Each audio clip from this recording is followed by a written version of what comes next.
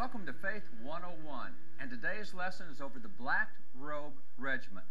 Now, here in America, with all the difficulties and problems we have, we're still a very, very blessed nation. Every 4th of July, we set another world's record. No other nation in the world has been under the same documents as long as we've been under ours. And when you look at that, and you look at the stability we have, you compare us to any other country. And right now at the United Nations, we have 192 nations at the UN. America is the only nation in the world that does not average a revolution every 30 to 40 years. Imagine that. We're the only nation in the world where the adults don't have to worry about going through a revolution in their lifetime. Well, in addition to our stability, we're also a very blessed and very prosperous nation.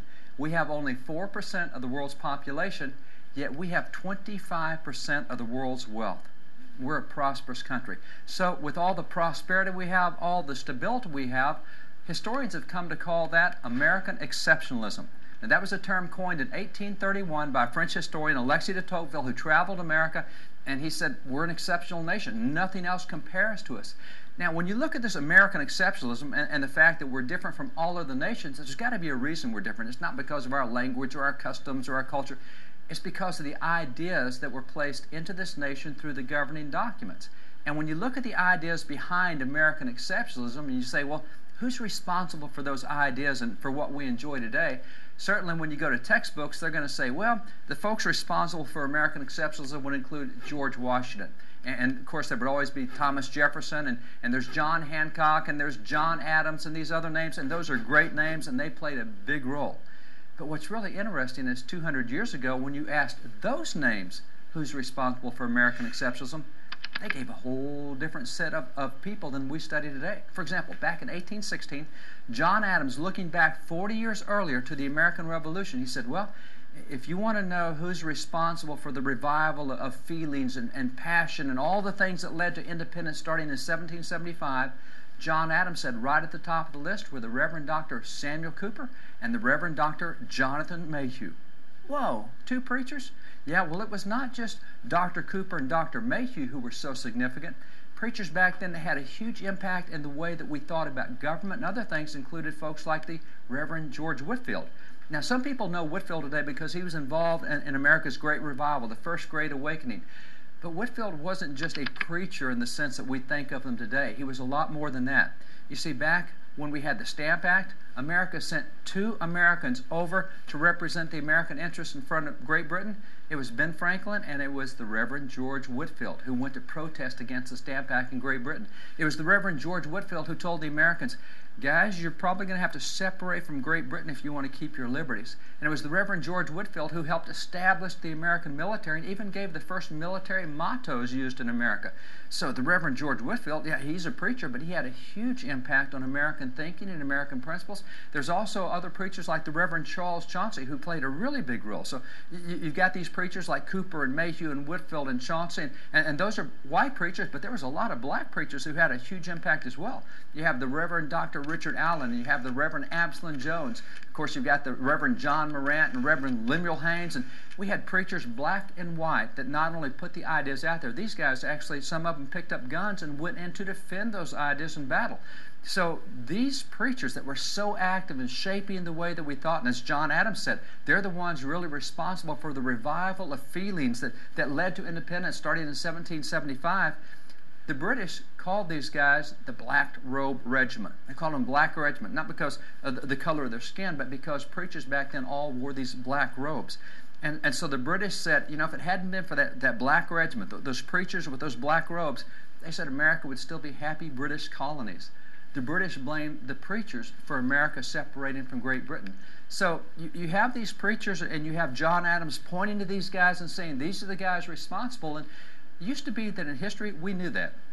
If you go back a generation ago to Cornell University, one of the great historians in American history was Dr. Clinton Roster. He's an award-winning historian. Matter of fact, he's such a significant historian that at Cornell they have an endowed chair of history, the Clinton Roster Chair of History.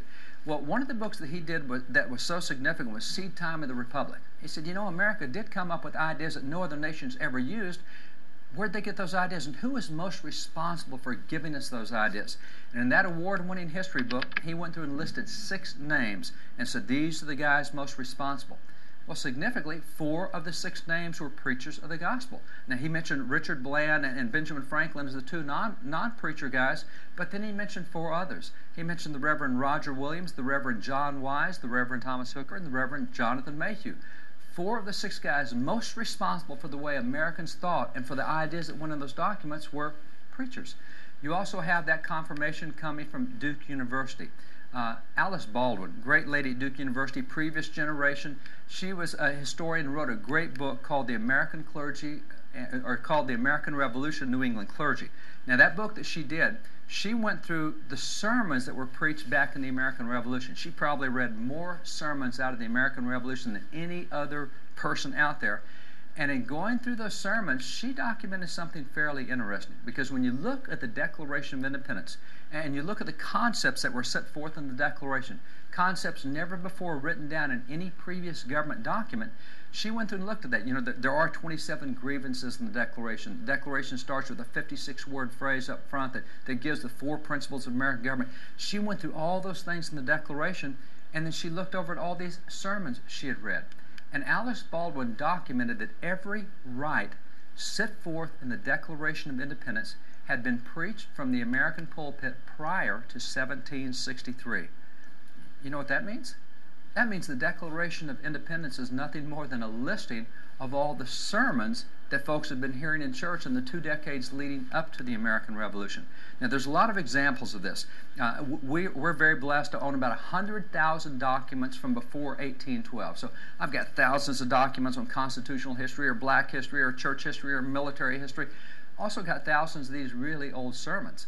And one of the preachers that had such a huge impact was the Reverend John Wise. Now, he was mentioned by Clinton Roster as one of the 4 preachers who had the biggest impact. But Reverend Wise was a preacher back in New England, Ipswich, Massachusetts, back in the 1680s. And as you read through his sermons, interesting what he preached. He looked over all the taxation that went on in the Bible, and he preached a sermon showing that taxation without representation is tyranny.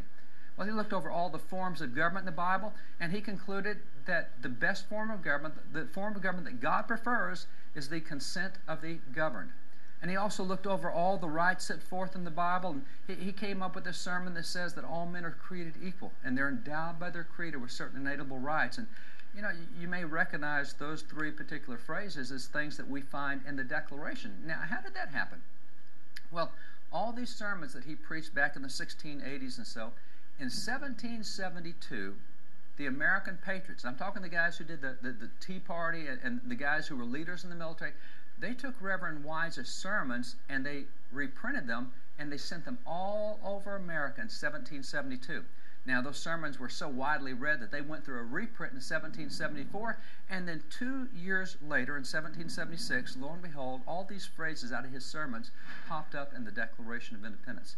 Now, we used to know that John Wise had such a huge impact on the Declaration, and that's why back on the 150th anniversary of the Declaration of Independence, big celebration at Independence Hall, 150 years after we wrote the Declaration, the president then was Calvin Coolidge.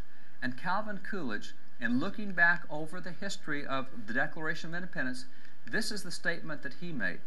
He said, "The thoughts in the Declaration can be very largely traced back to what John Wise was writing. Here was the doctrine of equality, a popular sovereignty, and inalienable rights asserted by Wise." So we knew that John Wise had a huge impact. But another sermon that had an impact was one that was preached in 1750 by the Reverend Dr. Jonathan Mayhew. Remember, he's one of the guys that John Adams pointed to, said, hey, he's responsible. In 1750, you have Reverend Mayhew, who did a sermon on unlimited submission. Is divine right of kings biblical? Because that's what the king claimed, and that's what the Church of England claimed, is when the king says jump, everybody says how high, because that's God speaking through the king. Well, Reverend Mayhew went through and said, no, that's not right. Government in the Bible is established from the people, not from the king. It comes from the bottom up, not the top down. And so that really changed the thinking and the mentality of, hey, wait a minute, it may be okay biblically to stand up against the king and say, hey, these things aren't right. So that's the Reverend Dr. Jonathan Mayhew who preached that, had a huge impact on the way we thought and what we did at the Declaration. You also have famous sermons like one that was given in 1765 by the Reverend Dr. Charles Chauncey. It was a sermon given on the repeal of the Stamp Act, and that in itself is kind of funny. I mean, when's the last time you've heard a sermon on a tax repeal? But we preached them back then, and they even had an entire day of Thanksgiving throughout Massachusetts on the repeal of the Stamp Act. Now,